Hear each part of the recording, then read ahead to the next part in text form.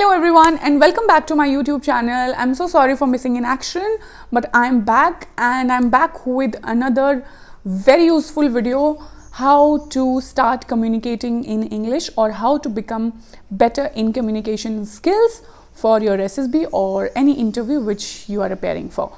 Okay, so सबसे पहले ये वीडियो मैं हिंदी में बनाऊंगी क्योंकि मैं चाहती हूँ कि जितने वो बच्चे मुझे मैसेज करते हैं जो कहते हैं कि हम गांव से हैं, जो कहते हैं कि हम गवर्नमेंट स्कूल से हैं, बट चाहते हैं कि कैसे अपनी इंग्लिश को इम्प्रूव किया जा सके, ये वीडियो उन लोगों के लिए है और इसीलिए ये वीडियो मैं हिंदी में बना रही हूँ ताकि उन बच्चों को जिनको इंग्लिश बोलने में दिक्कत होती है, जिनको इंग्लिश बोलने में प्रॉब्लम है, वो सारे इस वीडियो को देखें, सुने, समझें, उन चीज़ों को जो मैं बताऊंगी उसको अपनी लाइफ में इम्प्लीमेंट करें और अपनी कम्युनिकेशन स्किल्स को बेटर करें।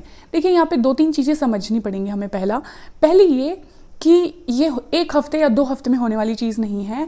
सो प्लीज़ ये एक्सपेक्ट मत कीजिएगा कि ओवरनाइट आपको रिजल्ट्स मिल जाएंगे, मैं कोई आपको पिल दूंगी और अगले दिन से आप इंग्लिश में बोलना शुरू कर देंगे, ऐसा नहीं होने वाला है। ओके, सो आपको बहुत ज़्यादा मेहनत करनी पड़ेगी। जो चीज़ें मैं बताऊँगी कि जो आपको करनी है वो आपको रोज़ करनी है। आप रात को बेड पर सोने नहीं जाओगे अगर आपने वो चीज़ें नहीं करी हैं तो you will do them without fail every single day if you really want to improve. दूसरी चीज़ जो मैं ये चाहती हूँ, अपने मेंटल बैरियर को प्लीज़ ख़त्म कीजिए। ये मत सोचिए कि मैं यहाँ से आता हूँ इसलिए मैं ऐसा नहीं कर सकता, या मैं गवर्नमेंट स्कूल से हूँ तो मैं इंग्लिश नहीं बोल सकता। Just for information, I also studied in A government school and till 11th class I was pathetic in my communication skills, but yes, the day I decided to improve, you start becoming better every single day. जब आप धीरे धीरे improve करते जाते हैं तो 2, 3, 4, 5, 6 महीने के बाद आप देखेंगे कि कैसे आप एक बेटर वर्जन बन जाएंगे from your last personality which you वर।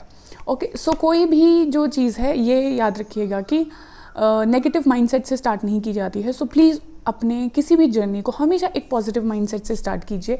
ये सोचिए कि मुझे अभी हो सकता है इंग्लिश नहीं आती है, बट अगले 2-3 महीनों में मैं जहाँ पर अभी हूँ उससे बहुत ज़्यादा इम्प्रूव करूँगा और बेटर बनूँगा। सो चलिए टाइम को वेस्ट नहीं करते हैं and let's start the video. And in case ये वीडियो आपको हेल्प करती है तो प्लीज़ आप अपने फ्रेंड्स से भी शेयर कीजिए and do leave a comment for me so that I can also keep making these videos for you and I can improve. So let's talk about first चीज़ जो आप लोगों को करनी है। So पहली चीज़ आप लोगों को करनी है अपनी vocabulary को build करना है। अब देखिए, ऐसा नहीं करना है कि कोई भी रैंडम 5 वर्ड देखे आपने और आपने उनको जस्ट पढ़ लिया। नो, आप कोई भी एक आर्टिकल पढ़ेंगे, हिंदू का कोई भी आर्टिकल लीजिए, हिंदू एक न्यूज़पेपर है, द हिंदू उसका नाम है, उसके एडिटोरियल सेक्शन में जाइए और किसी भी एक छोटे से आर्टिकल को पढ़िए। उस आर्टिकल में जितने भी शब्द आपको डिफ़िकल्ट लगते हैं प्लीज़ उनको एक पेज पे लिखिए डेट डाल करके एंड उन वर्ड्स का मीनिंग जानिए। उन वर्ड्स का मीनिंग जानने के बाद आपको उन वर्ड्स पे 5 सेंटेंसेस भी बनाने हैं। You might write them in your notebook, अगर आप चाहें तो आप उनको अपनी नोटबुक में भी लिख सकते हैं। इसके अलावा आपको ये इमेजिन करना है कि आप किसी तीसरे बंदे से बात कर रहे हैं और आपको उन्हीं 5 शब्दों को इस्तेमाल करना है बातचीत के दौरान। यस, सो ये सबसे बेस्ट तरीका होता है। जब आप देखिए, आपने अभी क्या किया, आपने उन शब्दों को लिख लिया, आपने उन शब्दों का मीनिंग देख लिया, 2 अंडरस्टैंडिंग हो गई यहाँ पे। तीसरी अंडरस्टैंडिंग हो गई कि आपने उनको अपने सेंटेंसेस में यूज़ कर लिया। जब आप सेंटेंसेस में यूज़ कर लेते हैं तो आपका दिमाग जो है वो उसको लंबे टाइम तक के लिए रजिस्टर करता है। सो हमेशा याद रखिए कि कोई भी सेंटेंस बस देखिए, उसका मीनिंग देखिए, उसको छोड़ मत दीजिए। हमेशा उस सेंटेंस को याद करके और 1 या 2 लाइन्स में उसको इस्तेमाल कीजिए ताकि आपका माइंड उस सेंटेंस को ज़्यादा टाइम के लिए याद रख सके। So in this way you will build your vocabulary. And Google पे there is something called word for the day, आप इसको भी इस्तेमाल कर सकते हैं क्योंकि अगर आप स्मार्टफोन यूज़ करते हैं, जो कि ज़्यादातर लोग आजकल करते हैं, सो प्लीज़ ये वाला टेक्निक यूज़ कीजिए word for the day and उस वर्ड को भी आप 3-4 सेंटेंसेज में यूज़ कीजिए पूरे दिन में, सो दैट कि वो वर्ड आपके दिमाग में हमेशा के लिए फिट हो जाए। सो ये है tip number 1 to build your vocabulary and use that. Tip number 2 है आपकी कम्युनिकेशन को इम्प्रूव करने के लिए, स्टार्ट रीडिंग लाउडली। ओके, जब मैं छोटी थी तो मेरे फादर हमेशा हमें हम 3 भाई बहन हैं और जिनमें से कि 2 डिफेंस फोर्सेस में हैं और 1 विप्रो को हेड कर रहा है। सो हमारे पापा ने एक ये कंपल्सरी रूल बना रखा था घर पे कि हमें रोज़ रात को आधा आधा घंटा ज़ोर से किसी भी बुक को, इंग्लिश की, साइंस की, किसी भी बुक को या स्टोरी बुक को हाफ एन आवर रोज़ उसको ज़ोर से बोल के पढ़ना है. And it was not कि you can just look at it and read. No, it was like that. Once upon a time there was a king. So that is how we were supposed to read. ये चीज़ें आपको क्या सिखाता है? सबसे पहले ये देगा आपको क्लियर प्रोनाउंसिएशन. ओके, आप सब शब्दों का सही प्रोनाउंसिएशन करना सीखते हैं, जो कि बहुत इंपॉर्टेंट है. क्यों? क्योंकि स्टोरी में जब आप नरेशन करते हैं, अपने स्क्रीनिंग इन राउंड में जब आप नरेशन करते हैं, तो शब्दों का सही प्रोनाउंसिएशन करना बहुत ज़रूरी है. सो प्लीज़ याद रखिए कि प्रोनाउंसिएशन सीखते हैं आप इससे. दूसरी चीज़ आप के अंदर आता है कॉन्फिडेंस, और तीसरी चीज़ आती है क्लैरिटी. सो ये तीनों चीज़ें डेवलप होती हैं अगर आप चीज़ों को लाउडली पढ़ते हैं. मैं लाउडली का मतलब ये नहीं है कि चिल्ला के बोलना है आपको, बट जो आपकी नॉर्मल वॉइस है, जैसे जिस आवाज़ में मैं आपसे बात कर रही हूँ, इस आवाज़ में आपको बुक को देख के पढ़ना है. एंड इससे आपको पिचिंग का भी पता चलता है, कौन से वर्ड पे स्ट्रेस देना है, कौन से वर्ड को धीरे बोलना है, फुल स्टॉप देने के बाद थोड़ा सा 2-3 सेकंड का पॉज देना है. सो आपकी जो नरेशन होती है वो बहुत बेटर होती है जब आप चीज़ों को लाउडली पढ़ते हैं. So you can start with any book which you have been trying to read. कोई एक बुक उठाइए जिसको आप पढ़ना चाहते थे. Maybe it can atomic habits, और maybe it can the art of thinking big, or anything, any book which you can get 300-400 रुपए में या 200 रुपए में. प्लीज़ उस बुक को लीजिए और रोज़ एक पेज आपको लाउडली पढ़ना है. And you will see the way you pronounce the words, it will improve 1 महीने में. टिप नंबर 3, ये मेरा बहुत फेवरेट है और ये मैंने बहुत किया है जब मैं छोटी थी. सो हमारे घर में एक मिरर था और मैं हमेशा उस मिरर के आगे चली जाती थी. And I just use to make a lot of hand movements, और मैं बहुत ज़्यादा उस मिरर के आगे जाके बोलती थी. यस, तो ये है तीसरी एक्सरसाइज जो आप लोगों को करनी है, जिसमें कि आप मिरर के सामने जाएंगे और आप सिंपल से सवालों का जवाब दे सकते हैं. जैसे कि why do I want to join Indian army, आप इंडियन आर्मी क्यों ज्वाइन करना चाहते हैं. और maybe you can talk about India Pakistan relationships, India China relationships, India Bangla relationships, और maybe you can talk about my routine, कि मेरा routine कैसा है. क्योंकि देखिए ये सारी चीज़ें ऐसी हैं जिनके बारे में आप बार बार एसएसबी में बात करेंगे. हो सकता है आपसे जीटीओ आपके ग्राउंड पे पूछे, हो सकता है आपका इंटरव्यूअर आपसे पूछे. सो ये सारी चीज़ें प्लीज़ बार बार बोलिए. जो मिरर के आगे बोलने की एक्सरसाइज है, ये आपको 2 चीज़ें सिखाती है. एक है थिंकिंग और दूसरा है क्लैरिटी ऑफ स्पीच. ठीक है. सो प्लीज़ मिरर के आगे जाइए, अपने हाव भाव देखिए, अपना बॉडी लैंग्वेज देखिए. ये देखिए कि क्या आपकी आंखों में डर दिख रहा है, ये देखिए कि क्या आप घबरा रहे हो, क्या आपके फेस पे नर्वसनेस दिख रही है बोलते टाइम. सो ये एक एक्सरसाइज है जो आपको बहुत ज़्यादा बिल्ड करती है, आपके कॉन्फिडेंस को बहुत ज़्यादा बिल्ड करती है. सो प्लीज़ इस एक एक्सरसाइज को आपने गांठ मार लेना है, और अगर आप अपनी कम्युनिकेशन स्किल्स को एक्चुअली अच्छा करना चाहते हो, so this is something which you just can not miss. You have to speak in front of mirror every single day for 5 minutes. Yes, and the improvement it will be remarkable. आप खुद मुझे messages करके बताएंगे that ma'am I have improved so much and my narration was so much better in PPTT and in lecturate. So remember the point number 3, go and speak in front of mirror loudly, I mean not shouting but loudly for every day.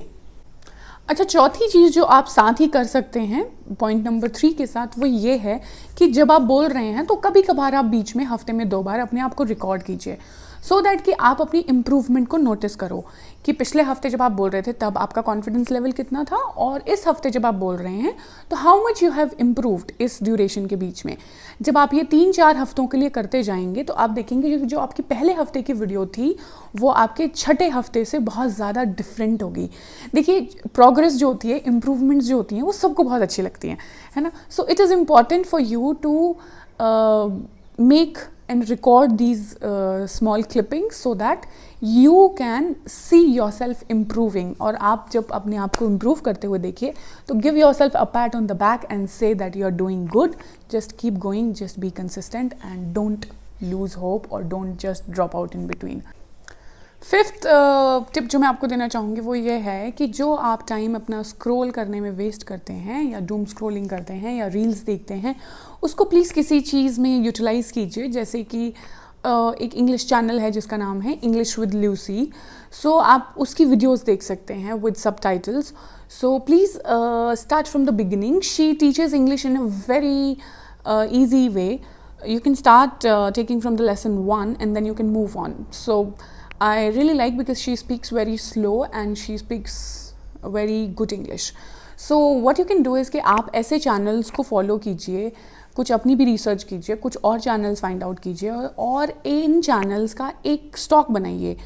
और जब आपको मन करे कि आप reels देखें या फिर अपने टाइम को वेस्ट करें, so go back to these channels. इन चैनल्स पे वापस जाइए और अपना जो टाइम है वो यहाँ वेस्ट कीजिए, सो दैट कि आपने कुछ तो प्रोडक्टिव किया उस दौरान जो आप टाइम लगा रहे हैं.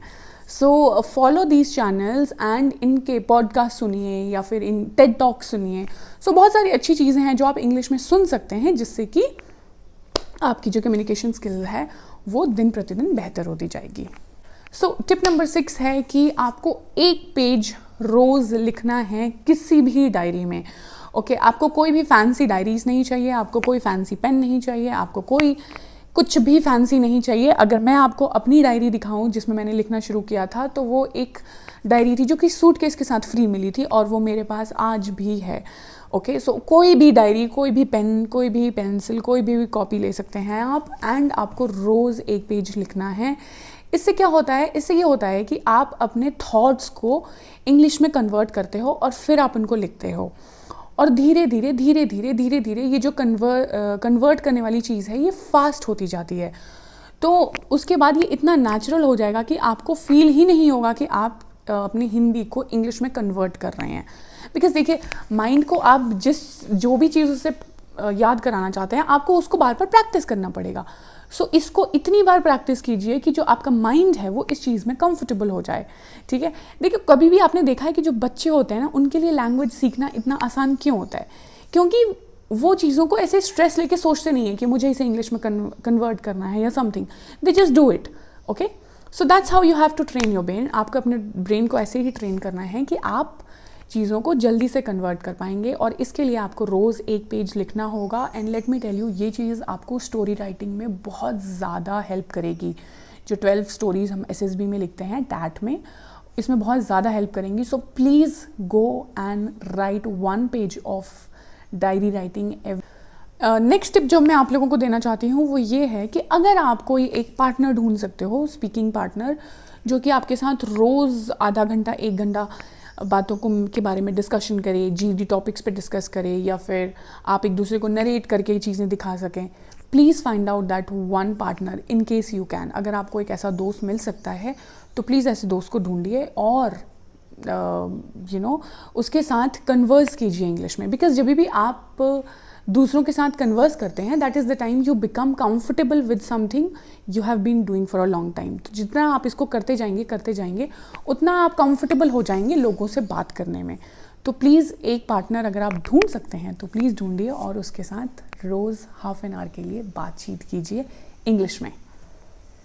देखिए, नेक्स्ट टिप जो है वो मैं आपको ये देना चाहूँगी कि हमेशा सेंटेंसेस को इनिशियली छोटा रखने की कोशिश कीजिए. ओके, कोशिश मत कीजिए कि आप एक ही लाइन में 3-4 बातें बता रहे हैं, क्योंकि इससे क्या होता है, उससे गलती करने के चांसेस ज़्यादा होते हैं. जैसे कि जब मैंने इंग्लिश सीखना स्टार्ट करी थी, 11th class was the time जब मुझे ऐसा लगा कि अगर मुझे इंग्लिश नहीं आएगी तो SSB मुझसे कभी पास नहीं हो पाएगी. तो तब से मैंने फिर सोचना शुरू कर दिया था कि मुझे थोड़ा सा अपनी वोकैबुलरी को, इंग्लिश को इम्प्रूव करना पड़ेगा. तो छोटे सेंटेंसेस बनाइए, जैसे कि I will speak confidently, I will do this tomorrow, I will speak to him on phone. So छोटे छोटे सेंटेंसेस बनाइए.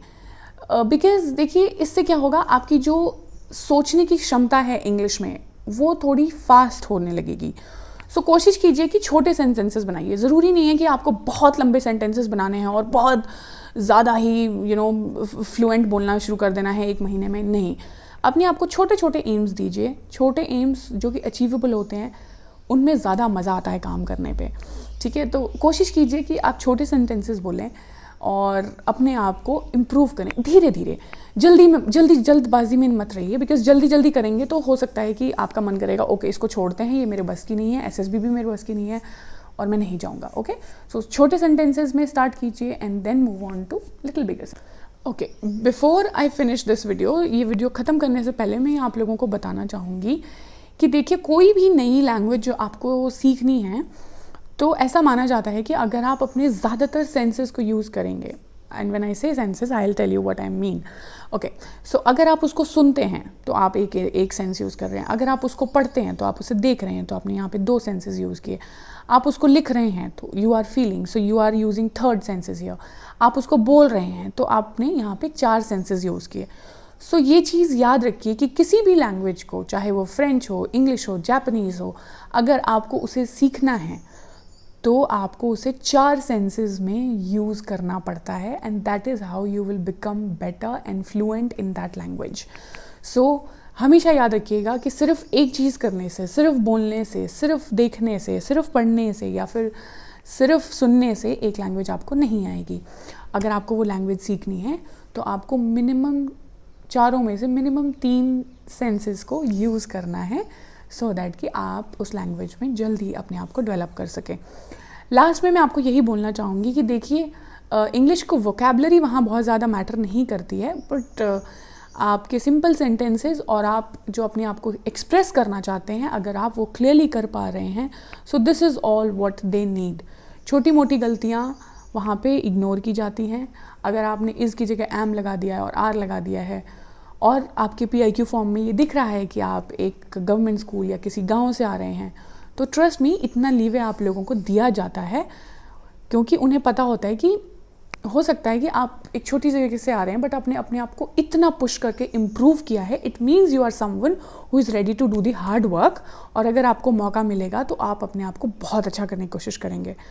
So this is how I will improve on my communication, and this is how I guide my kids as well.